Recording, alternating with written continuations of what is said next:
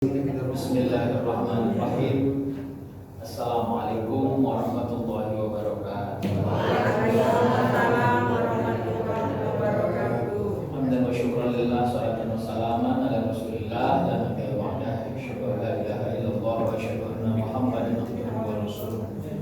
Allahumma salli ala Muhammadin tibbil qulubi wa dawaiha wa afiyatil abdani wa shifaiha wa nuril absari wa diyaiha wa ala alihi wa sahbihi wa sallim. Hasbunallah wa ni'mal wakil, ni'mal maula wa ni'man nasir, wa la haula wa la quwwata illa billah. Sebelum taklim, kita awali munajat kepada Allah Subhanahu wa taala. Hajat yang pertama, kiranya dosa-dosa kita diampuni Allah Subhanahu wa taala. Amin. Diberikan Allah kemudahan dan perlindungan dalam setiap perjalanan kita. Diberikan Allah keturunan yang mulia dan taat kepada Allah Subhanahu wa taala, dan insyaallah kita semua adalah orang-orang yang husnul khatimah. Amin. Salawat dan salam kita hadiahkan kepada Rasulullah sallallahu alaihi wasallam. Mudah-mudahan kita tetap istiqomah menjadikan Rasulullah sebagai uswatun hasanah. Amin. Alhamdulillah. Yang berangkat haji siapa? Ibu ini. Oh, ibu ya. Kelompok kedua berarti ke Makkah duluan. Ini tahun ini haji itu haji akbar ya, karena wukuf hari Jumat. Itu rezeki yang luar biasa, karena wukuf hari Jumat itu sayyidul ayyam. Ya, bila nanti pada saat wukuf semoga bisa mendoakan kerabat-kerabat ya.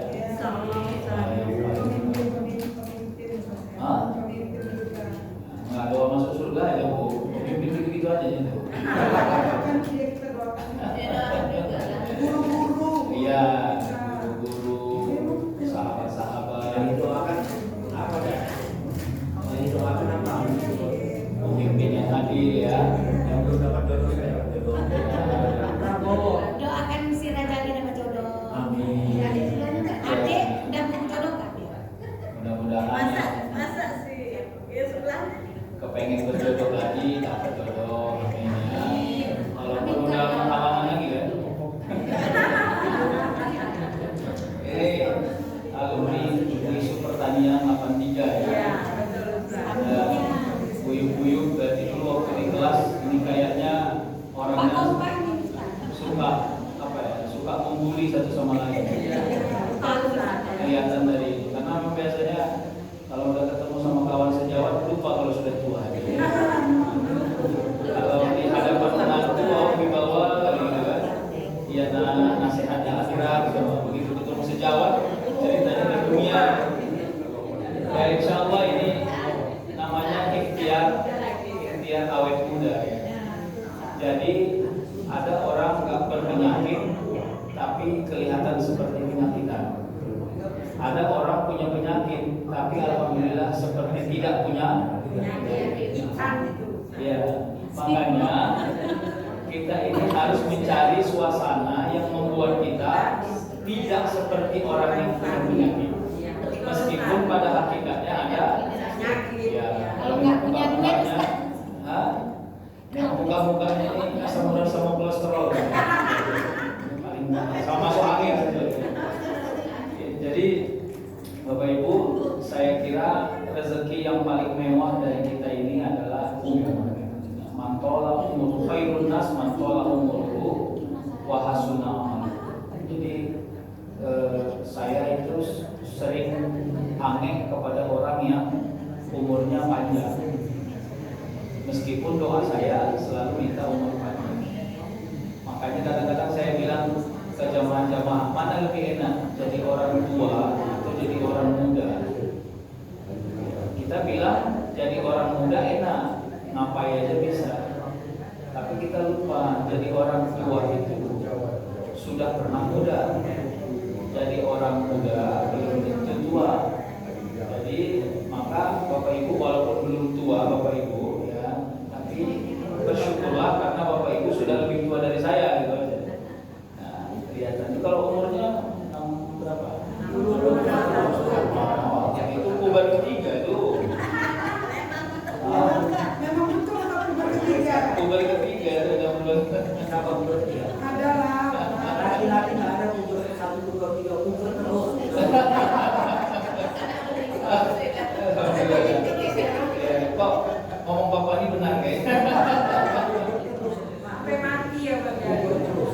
Insya Allah inilah yang menjadi kekuatan keguyuban Bapak Ibu semua. Makanya panjang umur itu harus dibangun strategi.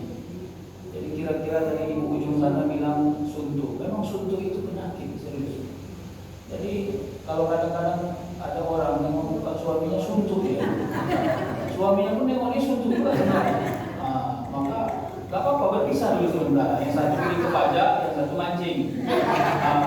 Kenapa? Karena kadang-kadang rasa suntuk itu ada sesuatu yang gak sakit, jadi lama-lama berpenyakit. Tapi jangan sering-sering berpisah. Kenapa? Nanti ada kekhilafan Bertambah terus. Apa? Suntuk berat badan tambah terus. Nah jadi ini ibu kelihatan memang nggak pernah suntuk, cuman ibu sering buat orang suntuk. Orang bahagia. Nah, jadi inilah kekuatan. Jadi doa kita itu Rabbi shrah li sadri wa yassir li amri wa hlul 'uqdatam min lisani yafqahu qawli. Gini dia. Dulu Rasul punya dua sahabat jauh. Ya, sahabat Rasul itu kan yang paling dekat 4. Yang sahabat semuanya yang lebih dekat itu 10. Ada Amr bin As termasuk. Jadi ada lagi sahabat Rasul yang lain yang bukan di antara yang 10 itu. Jadi Rasul pernah mendapati dia di masjid selama 2 hari berturut-turut, karena kan Rasul dengan sahabat-sahabat itu sering ketemunya di masjid ya. Di Madinah tuh Nabawi sekarang itu.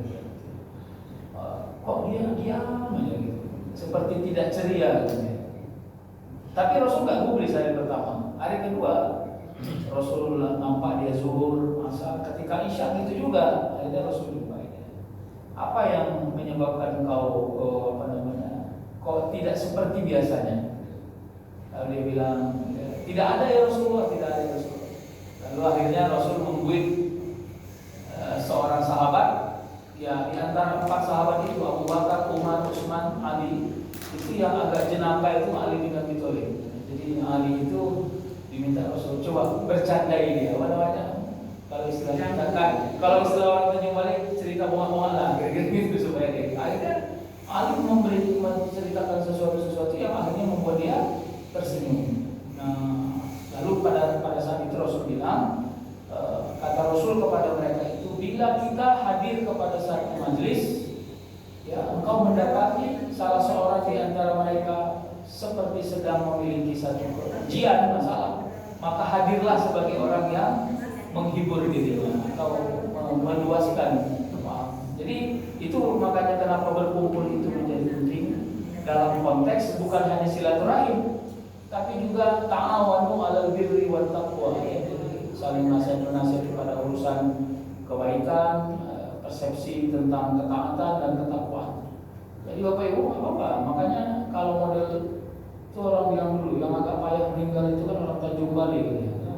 Karena cerita pokoknya kekeh bahwa yang gawat itu kan itu yang kita bilang itu.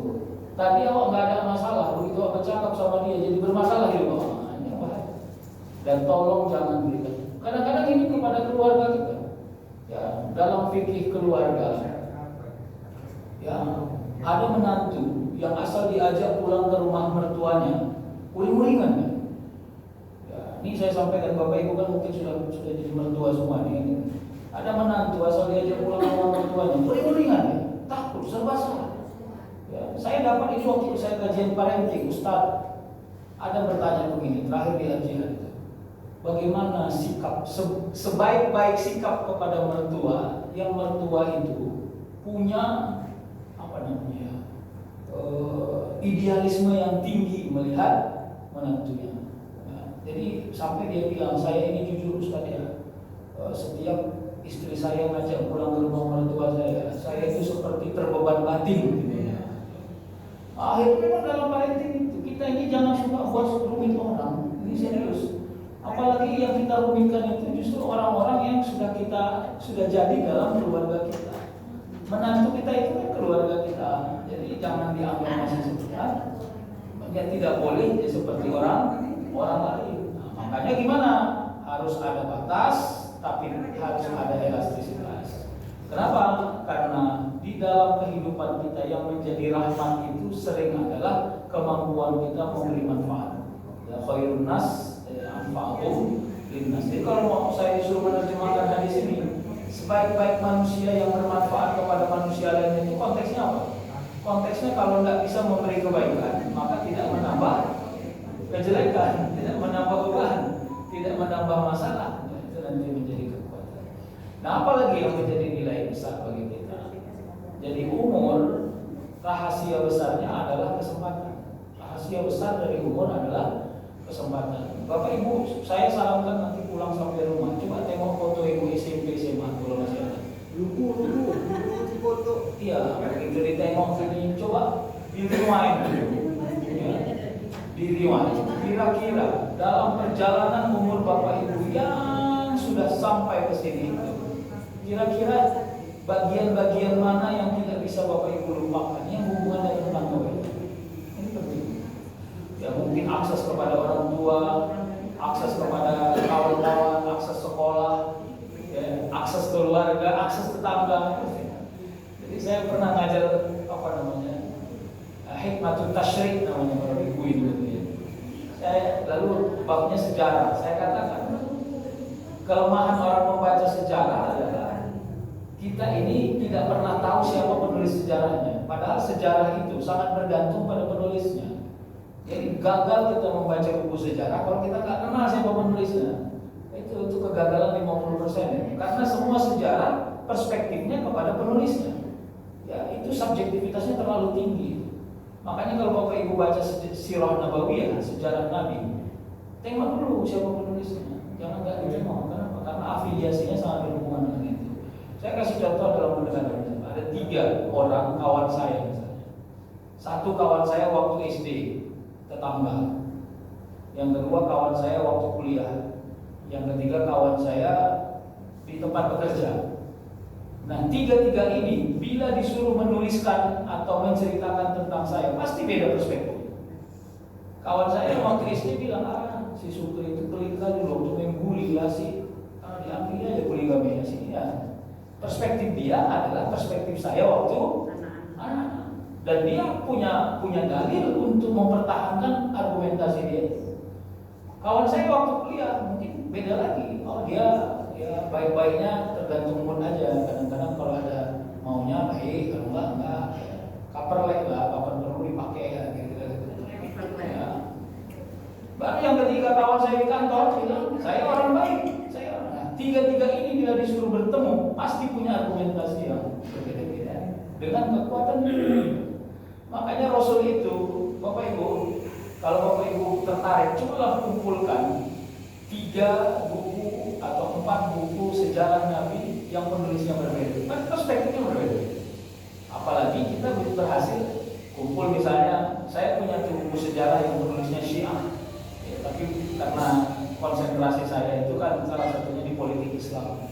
Wow, itu the Islamic the history of Islamic law.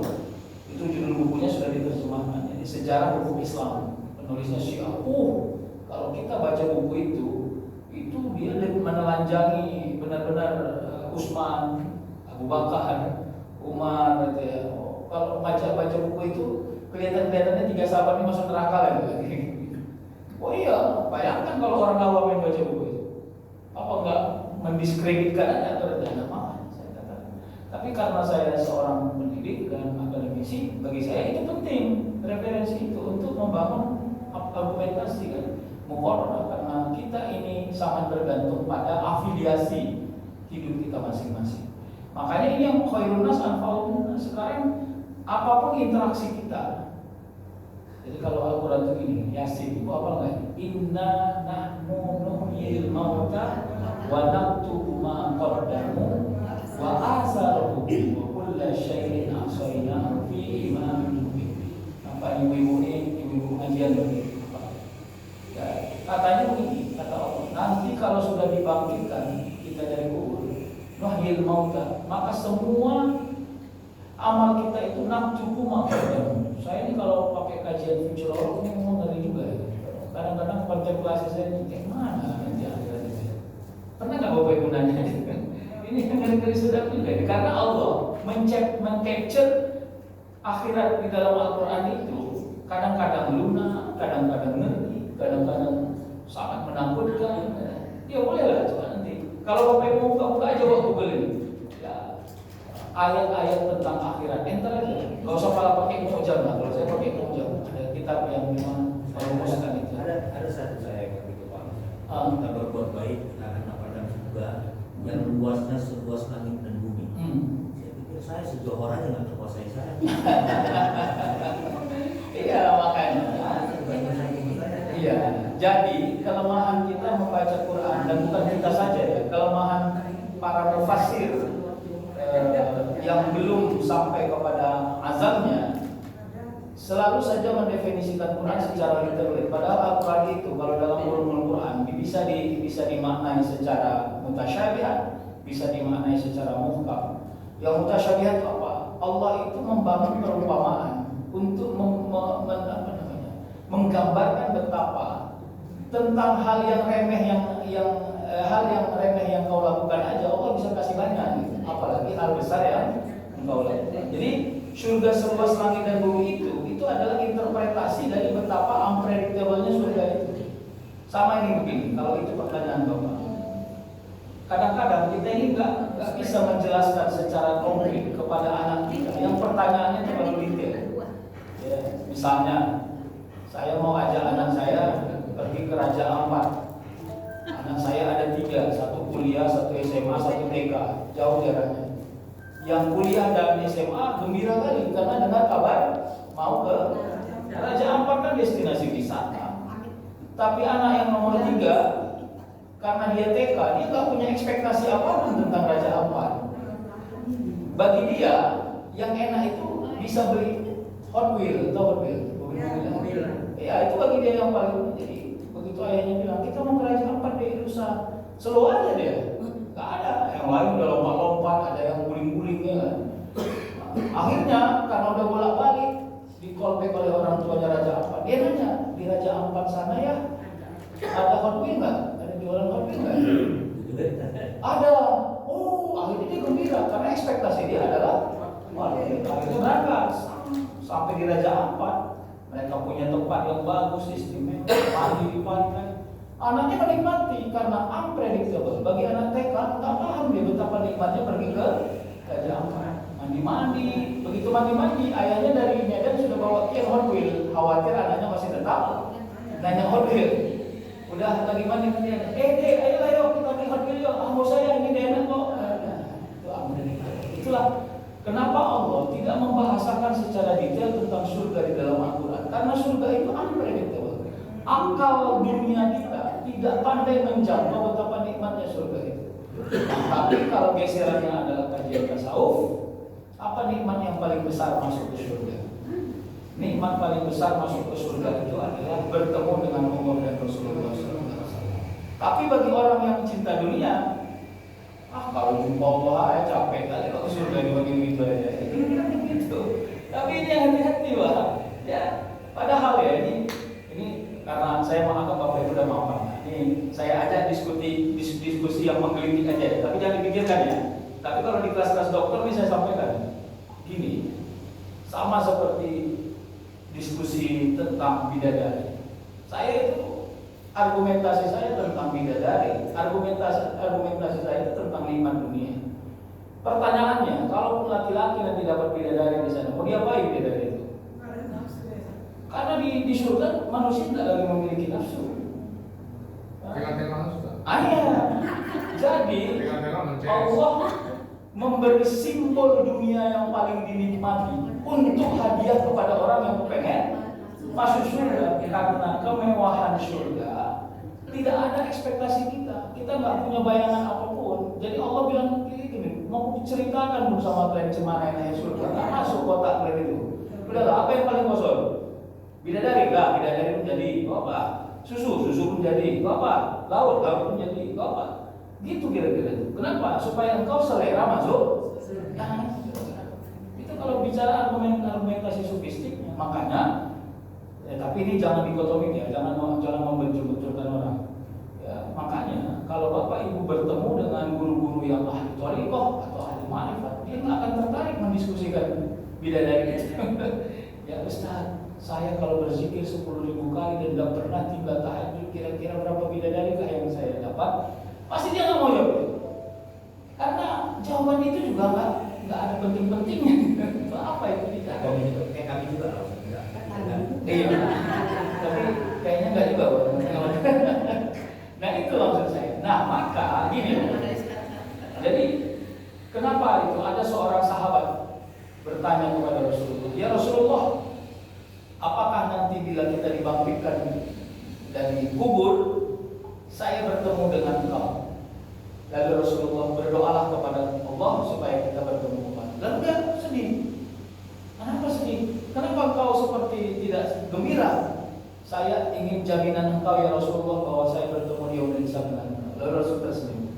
Lalu tanya lagi, ya Rasulullah, bila saya nanti Allah berikan rezeki masuk ke surga, apakah saya boleh bersama dengan engkau? Lalu Rasul bilang lagi, berdoalah kepada Allah bahwa engkau ahli surga dan kita bersama. Merenung lagi ya. Kenapa engkau tidak seperti senang? Saya cuma mau engkau jaminkan saya bisa berada di surga bersama engkau. Rasul senyum lagi. Sedang di dunia aja mereka itu mau sama dengan Rasulullah. Saya mau katakan betapa asiknya para sahabat itu bisa bersama. Tapi kan begini ya. Kalau kita membayangkan persahabatan para sahabat dengan Rasul kayak kita kumpul-kumpul ini, nggak ada yang nanya itu kira-kira gitu. Waktu kumpul lupa masalah, begitu cabut mulai oyo lagi balik kemana gitu kan. Ada model mama-mama begitu. Kalau dia kumpul pengajian sehat kan gitu. Begitu sampai di rumah, setelah dia kayak punya penyakit, sampai lah ini. Ya, mungkin yang di sini nggak ada. Ya, Ada diskusi ada dari. boleh. Ustaz, kan apa yang terjadi di dunia ini kan merupakan ayat-ayat Allah. Ya.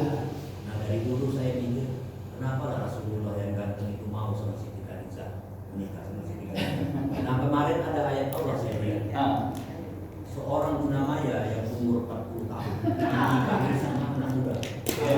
Yang tunamaya itu. Jadi saya pikir jangan dulu Khadijah itu lebih cantik daripada tunamaya. Gimana? Tampilan Siti Khadijah itu kayak mana 40? Halo, maaf. Yang jelas begini ya. Memang hebatnya hadis kalau tentang tabiatnya Rasul dan para sahabat serta keluarga Nabi tidak pernah mencerminkan bagaimana Rasul itu. Ya, jadi sempat ada hadis palsu. Itu famous terkenal hadis itu di Iran menceritakan tentang bentuk fisiknya Rasul. Tapi hadis itu palsu kok. Yang dibilang rambutnya sebahu. Iya, enggak bukan itu. Ada hadis lagi yang lebih sufi. Kalau yang rambutnya sebahu itu memang hadisnya sahih. Tapi yang menyebut begini, saya lupa teksnya. Katanya begini, Rasul itu hidungnya mancung, tidak melebihi dari panjang rambutnya. Jadi misalnya mungkin rambut Rasul begini, tapi tidak juga pendek. Rasul dia menyebutkan detail gitu. Dan itu akhirnya dilihat sanadnya, dilihat perawinya, hadis itu palsu. Kenapa? Karena saat itu, setelah itu orang-orang banyak di daerah Iran sana mengoperasi plastik wajahnya untuk menyerupai dengan kira-kira begitu kan. Sehingga akhirnya sepakatlah para ulama bahwa hadis tentang fisiknya Rasul itu hanya menggambarkan tentang keberadaan Rasul secara sosial budaya saja. Jadi Rasul berambut ikal yang sebahu itu konteksnya bicara tentang sosial budaya, bukan tentang harus begitulah kita. Yang harus begitu kita itu bicara tentang sunnah yang memang diperintahkan Rasul harus kita ikuti. Jadi ada namanya sunnah khususiyah. Sunnah khususiyah itu adalah sunnah yang dilakukan Nabi, tapi hanya berlaku kepada Nabi, tidak berlaku kepada kita. Itu termasuk Rasul punya istri lebih dari 4, itu sunnah khususiyah kepada Rasul. Tidak sunnah, ada namanya sunnah jibriyah. Sunnah jibriyah itu sunnah seperti kehidupan sehari-hari Rasul, boleh diikuti, boleh tidak. Contoh, Rasul kalau makan mengangkat kaki kanannya, Rasul suka menyeling-nyelingi tangannya. Itu sunnah yang tidak ada argumentasi hukum sama sekali di dalam. Artinya gini, kalau kita ketemu makan orang ingatnya yang ini ditangkap, pokoknya itu sunnah Rasul. Tidak ada. Mau diikut boleh, mau diikut juga Gak ada masalah. Bagaimana mau masuk restoran naik ke kanan awak kaki? Mau yang mau restoran itu kira-kira kan gitu. Zaman Rasul nggak ada restoran. Zaman Rasul selalu kalau ada tempat makan sifatnya prasmanan. Makanya orang Arab itu sampai sekarang tempat makannya selalu duduk di bawah. Kenapa? Tabiat orang Arab memang makan itu bergerak-gerak dan kakinya naik ke.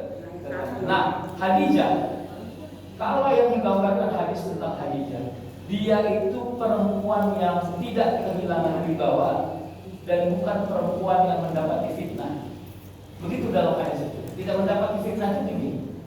Maaf ya, kan kadang ada janda dapat fitnah dalam perjalanan kejandaan gitu. Tapi dia itu orang yang tidak mendapat fitnah selama dia menjadi janda. Itulah kenapa Rasul kagum kepada dirinya. Karena jangankan janda pada masa jahiliyah dulu, perempuan bikir saja yang belum nikah berpotensi mendapatkan fitnah. Itu tidak benar. Jadi kekaguman Rasul kelihatannya dari hadis-hadis itu nggak ketemu pada fisik, nggak ada ketemu di situ. Tapi kepada attitude, kepada akses sosial itu ya fitnah tadi tidak fitnah. Padahal beliau itu pedagang ya. Jauh sebelum bekerja sama dengan Nabi Muhammad, Khadijah itu kan memang pedagang. Ya, belakangannya dia bekerja sama dengan Muhammad dan dalam dagangannya itu dia tidak mendapat fitnah apapun. Ya misalnya difitnah dekat kepada anak buahnya, fitnah dekat kepada ininya suppliernya, kira-kira gitu. Nah inilah yang membuat Rasul terkesima. Saya melihatnya begitu ya. Sehingga akhirnya nggak bisa kita sebut di mana apakah jandanya Khadijah dulu gemuk, kurus, tinggi, langsing, enggak. Saya nggak menemukan hadis-hadis yang seperti itu ya. Mungkin karena bacaan saya yang kurang. Baik ya, jadi kita lanjut nanti kalau ada tanya-tanya silakan aja ya di sela. Nah, kita lanjut lagi. Ustaz, tenang dulu. Tadi yang Ustaz bilang sikap itu mengancam sahabat itu, apakah termasuk salah satu? Karena Rasul suruh cepat hubungikan mayat. Sementara jenazah Rasulullah 3 hari baru diambil oleh para sahabat. Ya. Itu termasuk dikecam sikap. Iya, saya memang tidak detail mendalami kajian Syiah, ya, karena itu kan sejarah peradabannya. Tapi Syiah ini dulu banyak, ada namanya Khawarij, ada namanya Murji'ah, ada namanya Syiah. Ya. Kenapa kelompok-kelompok itu muncul? Ya setelah Rasul wafat. Jadi itu makanya kelemahan keadaan kondisi sosial pada saat Rasul wafat itu adalah masyarakat pasca Rasul wafat itu tidak siap dengan kehilangan Rasul, sehingga mereka mempeta kompli. Jadi kami menganggap ini yang paling taat, ini yang paling taat, ini yang itu akhirnya berdebat mereka. Jadi tidak belum dikebumikannya Rasul 3 hari itu kan. Sebab ya pertikaian itu, ya memang ya saya kalau baca buku sejarah yang penulisnya itu sangat mengerikan, saya itu bolak-balik istighfar, ngerinya juga ini. Kalau betul-betul kita tidak punya keimanan, kita tuh menganggap, bayangkan ya, kan fitnah kepada Aisyah yang dia selingkuh, itu juga ya. Nah, tapi kalau Bapak belum baca lebih bagus, nggak usah dibaca lah itu, karena menurut saya nggak penting juga itu dibaca. Kenapa? Karena menghilangkan rasa hormat dan takzim kita kepada istri Nabi, menghilangkan rasa hormat kita kepada para sahabat. Tapi kalau konteksnya Syiah, saya tidak mendalami Syiah, saya tidak cerita panjang tentang Syiah. Tapi saya mau katakan, Syiah ini kan pengikutnya Ali.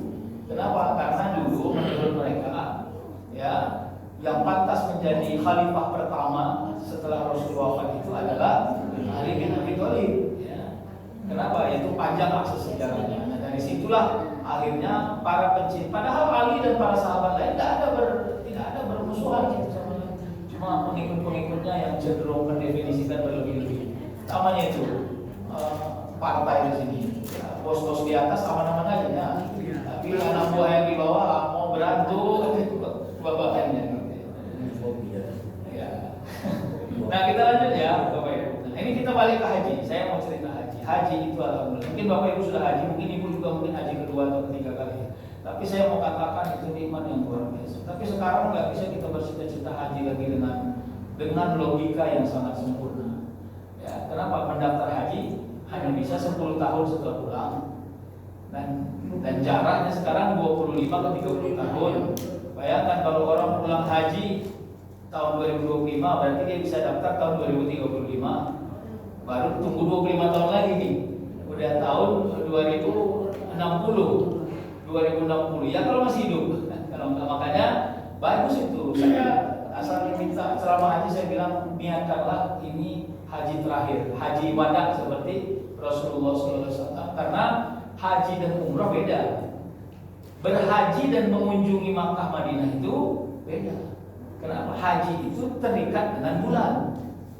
Kalau umrah itu tidak terikat dengan bulan. Itu maksud saya. Makanya penting untuk bersiasat agar haji ini menjadi kekuatan, ya. Apalagi kita mendapati haji akbar, ya, dan ibu akan bersenang-senang di sana insya Allah, dan tidak usah terjebaklah menurut saya dengan cuaca, ya. Karena kadang-kadang diskusi kita pada hal-hal yang sangat teknis itu membuat kita, ya kayak ibu bilang tadi, suntuk jadinya. Padahal dijalani aja sebenarnya nggak ada yang suntuk kan gitu. Kalau orang sudah bolak-balik umrah dan haji, biasanya paham yang saya sebutkan ini. Dan yang kedua, menghindarkan sesuatu yang memang sudah Allah nasihatkan dalam Al-Quran itu. Kalau fusuk wal jidal, ya, rafas, fusuk dan jidal. Apa itu? Rafas itu orang yang bersyahwat-syahwat kepada pasangan, itu kalau suami istri. Ya, kalau di tanah air nyentuh bini yang malas dia, ya kan?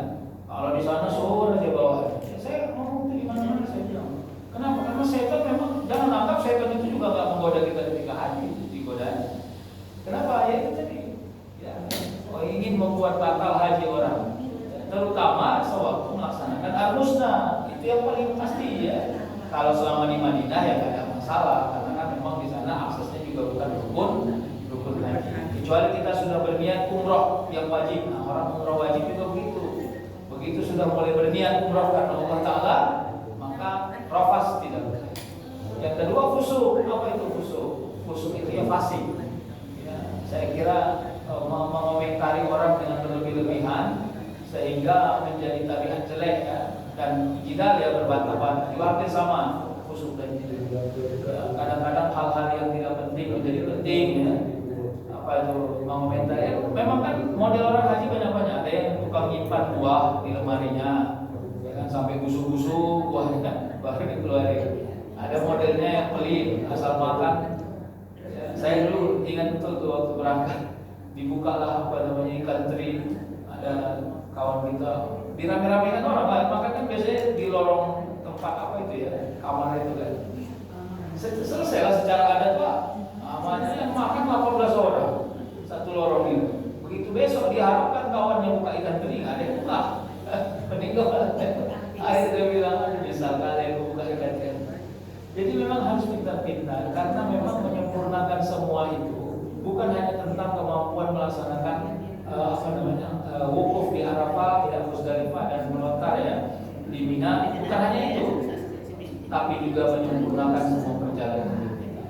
Nah, yang berikutnya adalah, saya nggak tahu memang tabiatnya orang Medan, tapi yang saya tahu kalau Makassar itu, ya, orang Sulawesi itu kenapa muda-muda berangkat haji? Karena memang orang tuanya begitu anaknya lahir, kalau sekarang kan udah payah, nggak bisa lagi daftar haji anak-anak kan, daftar haji, ada menikah, maharnya adalah berangkat haji. Makanya itu luar biasa juga itu. Ya, apa?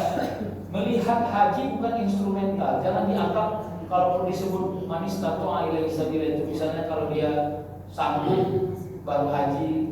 Enggak, sanggup itu mindset sebenarnya, itu bukan keadaan. Kalau kita memaksakan keadaan sebagai bentuk kesanggupan, maka semua orang ada yang sanggup. Kenapa? Karena kita ini dibebani oleh tanggung jawab kita secara hari-hari. Kita berniat bulan depan insya Allah saya mau jalan-jalan ke Pantai Cermin, saya insya Allah bulan depan saya nabung 1 juta. Bulan depan pagar rumahnya rusak, akhirnya 1 jutanya untuk betulin. Nah, makanya sanggup itu mindset. Dan itu yang dibangun, dan kita itu lemahnya kelihatannya di situ. Makanya kenapa kita ini udah umur tua baru berangkat haji. Makassar itu saya puji itu. Makanya Makassar itu sekarang antriannya 40 tahun. Ya, beda dengan Sumatera Utara. Karena di sana mereka, ya, ini sekarang aturannya saya nggak tahu kalau umur 12 atau 13 baru bisa daftar haji. 12 atau 13 seperti itu. Kalau dulu kan anak bayi bisa daftar haji. Gak ada masalah, yang penting orang tuanya rela dan terima. Nah, inilah saya kira pentingnya untuk mengangkatkan kalau kita punya anak keturunan Bapak ini. Serius. Jadi kalau memilih kan, Pak, mana lebih bagus Pak? Saya ini punya uang, ya beli rumah dulu atau daftar haji. Saya bilang jangan dibentur. Ini yang kadang-kadang logika kita salah. Prinsip tauhid itu apa ya? Bukan sangat lemah, kelihatan lemah. Beli rumah dulu lah. Nah, nanti kalau udah ada duitmu lagi baru daftar haji. Menurut saya nggak begitu logikanya. Jangan dibentur. Apapun urusan dunia kita, jangan dibentur kepada urusan amalia. Itu penting. Ya. Gimana gitu? Ya udah nak pergi beli rumah, tapi daftarkan aja haji meskipun belum dapat kuota. Bagus juga itu. Sama membentur sedekah dengan kurban. Saya kira sedekah dengan kurban nggak boleh dibenturkan. Ustaz, mana lebih bagus? Saya bersedekah atau berkurban? Menurut saya nggak ada jawaban itu dan pertanyaannya salah itu. Ya. Anda kalau bersedekah, ya pada waktunya kurban harus kurban. Anda kalau berkurban, jangan nggak bersedekah, bahaya. Sedekah itu every time, kurban itu temporal. Kurban itu hanya ada di Dzulhijjah. Ya, jangan pada saat Anda mau berkurban di situ pula Anda mau sedekah, lalu Anda bentur-benturkan. Ya, jangan-jangan karena Anda nggak mau kurban, bilang aja kalau nggak mau kurban kan aman. Ini kan kadang-kadang model kita banyak kali pertanyaan untuk membuat kurban nggak jadi. Nah, ini hati-hati. Ustaz, kurban itu konsumtif. Saya pernah dapat pertanyaan seperti itu. Ya, potong lembu, kasih daging, makan dagingnya. Ada model orang yang kolesterol, apa bagus kita sedekah Ustaz, ngasih uang sama orang yang tidak banyak harta, tidak ada harta, fakir, miskin, jauh lebih produktif. Ya, yang Anda bilang nggak ada yang salah, tapi logika Anda belum sempurna. Kurban itu syariah loh. Ya, kalau saya menceritakan bagaimana itu Ibrahim, kita ini kan gini, karena kita yang alami apa yang dialami Ibrahim, kita anggap remeh-remeh aja itu. Coba, Ibrahim itu kira-kira gimana itu Nabi Ibrahim itu suasana batinnya? Ya, diperintahkan untuk menyembelih anaknya Ismail. Kalau udah dibocorkan Allah, mungkin tenang lah deh, udah tenang aja kawan. Nanti aku ganti kibas loh, udah kamu jangan takut kali. Kalau ada gitu enak kan? Tapi sampai dia ingin memotongkan air, dia pun belum tahu apa yang terjadi. Sampai ada itu satu syair, tapi saya nggak yakin riwayatnya sempurna ya. Tapi menurut saya syair itu bagus. Kira-kira artinya begini: Ya Allah, saya tidak akan berhasil memendam rasa sedih saya. Itu menjelang memotong loh. Tidak berhasil memendam sedih saya. Karena kalau ditanya saya tidak mencintai anak saya, itu mustahil. Saya sangat mencintai anak saya. Tapi saya mengazabkan diri lebih patuh kepada perintah Engkau. Ampuni saya ya Allah, bila setelah saya selesai menyembelih ini masih terluka hati saya. Begitu doa dia. Ini doanya doa tawakal. Bayangkan itu, begitu mau disembelih baru lanjut tertukar dengan kibas. Sampai di situ, maka tolong melihat kurban itu jangan sesederhana yang kita bayangkan. Kalau saya bilang, makanya sampai para ulama menyebut orang yang paling pelit dengan kurbannya adalah orang yang sekali seumur hidupnya berkurban. Ya. Dan orang yang bila tidak mampu berkurban untuk dirinya, maka dia berkurban untuk keluarganya. Makanya disebutlah di dalam kitab, bila ada satu rumah, ada anak, ada istri, ada suami, maka yang berkurban adalah suami. Karena suami dalam beberapa riwayat disebut dia mencukupkan dan melengkapi daripada kurban keluarganya. Jangan lagi ditanya kenapa Ustaz, karena itu yang dibilang Rasul. Saya nggak paham kenapa itu, karena kan nggak semua apa yang dibilang Rasul kita bisa pahami apa tujuannya. Nah, jadi sama itu aneh-aneh nah kali lah ya suami kasih dia aja yang kurban tiap tahun. Aku nggak pernah, nggak aman itu nggak ada masalah. Jangan oyong kali perkara nama. Ya, ini di Indonesia aja nih ini nama disebutkan lengkap kurban. Kalau Bapak Ibu pergi Malaysia, Singapura tuh orang sebutnya Abdullah saja. Kenapa? Karena niat rahasia yang tahu hanya Allah. Tidak perlu diingat sampai binnya anak. Ya Abdul Manaf bin Abdul Rahman bin ini nggak apa-apa. Nama juga panjang juga nggak ada masalah. Tapi orang kalau salah sebut nama juga ada. Apakah batal kurban seseorang yang salah sebut nama? Nggak ada yang batal. Karena niat itu qasdu syai' muqtarinan bifi'lin ada qasd. Nama itu. Nggak jadi waktu motong kurban. Kenapa? Satu kurbannya belum datang. Nggak ada masalah. Makanya penting itu diumumkan sama panitia kurban. Panitia kurban mengumumkan lembu satu warnanya orange. Kalau perlu ada fotonya, ini lembunya. Ya, nama yang berkurban 7 orang. Bapak Ibu, ini dipotong jam 8:25. Kami beri space 5 menit. Bila Anda tidak hadir 8:30, maka kami anggap Anda ridho ini dipotong. Udah selesai. Iya, ini perkara dulu. Tunggulah yang ini nggak usah dipotong dulu. Waduhlah belum datang. Jadi akhirnya berantakan semua. Karena begitu dia membayar uang untuk mendapati kurbannya, sempurnalah niatnya. Ya. Jadi gimana orang kurban-kurbannya di Medan, dia sedang di Jakarta? Ya. Tapi masih ada masjid-masjid yang begitu itu sana. Rata-rata di kampung ya, di daerah-daerah terpencil ya. Makanya ini kita edukasi, tidak untuk melemah-lemahkan, tapi tidak juga untuk menyulit-nyulitkan. Ya. Nah, ada lagi orang bertanya, Ustaz, apakah sah kurbannya orang non-muslim? Itu benar, karena kan banyak non-muslim menyumbangkan lembu ke instansi-instansi. Ya. Saya jawab, ya, tidak ada kurban bagi orang yang tidak muslim. Jadi gimana rumusnya itu? Ya hadiah. Yang dia pahami kurban, Ustaz, udah nggak apa-apa, terserah dia mau dipahami kurban, korbin, nggak ada masalah. Yang penting itu bagi kita adalah hadiah.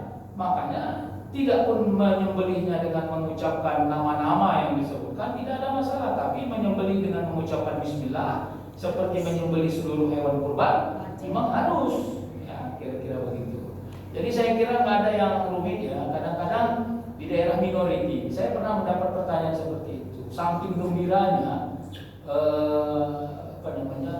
itu di Belanda pernah terjadi begitu. Jadi saking gembiranya di orang-orang yang non-muslim pada komunitas muslim itu, mereka menyumbangkan lembu, menyumbangkan kibas, kambing, ya. Lalu ya namanya mereka juga nggak paham, mereka bilang kami berkurban, terus kan tapi disebut itu sebagai hadiah, dan itu nilainya hadiah. Saya kira itu ya Bapak Ibu. Nah jadi mungkin kalau ada interaksi, kalau mau jawab silakan. Mudah-mudahan sehat-sehat semua ya. Saya kira perkumpulan yang istimewa ini adalah perkumpulan silaturahim ini ya. Yang jelas doa-doakan ini menjadi prinsip orang-orang yang bersilaturahim. Dan bila ada saudara-saudara atau kawan-kawan Bapak Ibu yang sedang dalam keadaan sakit atau kurang sehat, diberikanlah doa. Itu ikhtiar kita secara tauhid. Saya kira itu yang bisa saya sampaikan. Mudah-mudahan manfaat. Wabillahi taufiq wal hidayah. Wassalamualaikum warahmatullahi wabarakatuh. Dan jangan suntuk-suntuk. Silakan.